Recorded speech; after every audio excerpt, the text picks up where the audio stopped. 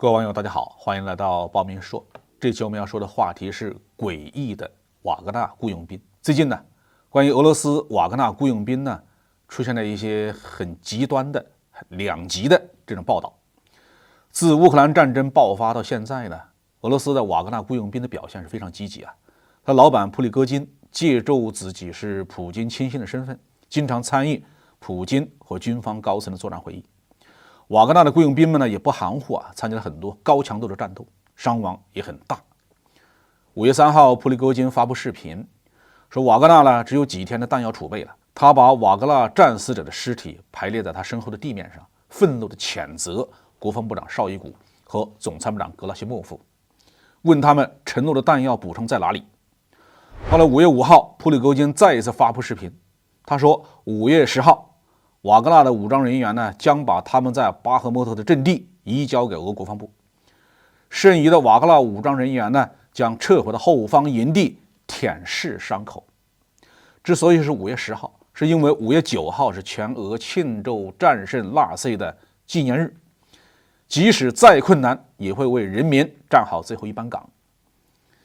对于普里戈金的抱怨呢，普京总统的发言人佩斯科夫的回应说，克里姆林宫知道普里戈金的声明，但拒绝就此事发表评论。美国呢，当然不会放过这个贬低俄军的大好机会了。5月4号，美情报局局长贝利尔在国会听证的时候表示，俄军曾经在21世纪初进行了一轮军事改革，建立了更精良、反应更快、规模更小的部队，但如今这支部队已经打光了。现在俄军需要靠预备役和苏联时代的旧武器打仗。美国国家情报局总监海恩斯也表示，除非俄罗斯政府再一次实施动员，否则呢，双方的战线就会保持在当前的状态。俄罗斯不太可能呢从乌克兰手里拿到更多的土地了。不但如此，俄罗斯还必须保证能够从其他国家购买足够的弹药，否则连现在的战争强度也支撑不下来。也有媒体认为啊，这是俄军故意向外界泄露的消息，目的是吸引乌军继续向巴赫穆特添加兵力，继续死守剩余的阵地，从而大量的杀伤乌军兵力，消耗乌方的战争资源，破坏其可能的大反攻。昨天，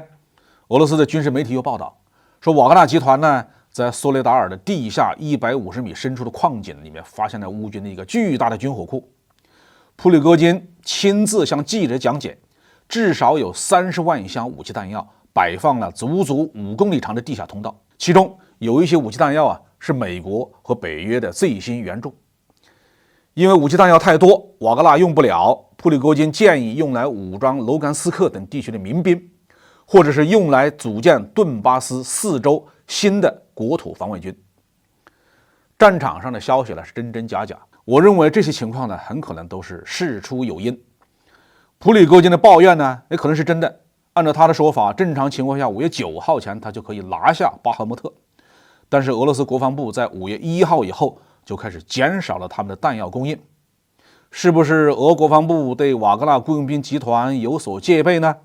因为瓦格纳打得越好，就越显得俄正规军无能呢。从2022年11月至今，瓦格纳以一己之力单挑乌军27个旅，攻占了苏勒达尔，三面包围巴赫穆特。至于普里戈金说10号以后就不干了，那也是不可能的。这恐怕是在向俄政府提条件，要加钱，因为瓦格纳呢是拿钱打仗的。但我认为啊，他是没有必要将这些矛盾公开暴露在西方世界面前，因为他和卡德罗夫一样深得普京的信任，他有直通俄总统的信息管道。也有可能俄罗斯人的性格就是直来直去，有什么就说什么。普里戈金和卡德罗夫都多次对俄军的组织指挥、空地协调和后勤供应等等问题吐槽。特别是俄乌双方围绕小城巴赫穆特展开激烈争夺战以后，瓦格纳投入血本，不惜代价和乌军争夺了几个月，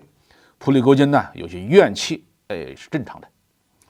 目前瓦格纳雇佣兵呢已经夺占了巴赫穆特地区的大部，还有不到5%的城区，大约是2.9平方公里的城区呢在乌克兰军队手里面。不出意外的话，瓦格纳雇佣兵将攻占整个巴赫穆特。现在普里戈金的瓦格纳雇佣兵已经成为全世界战斗力最强的一支大规模的私人武装。如果你是俄罗斯军方，你会怎么想？这也许能解开普里戈金抱怨的疑问。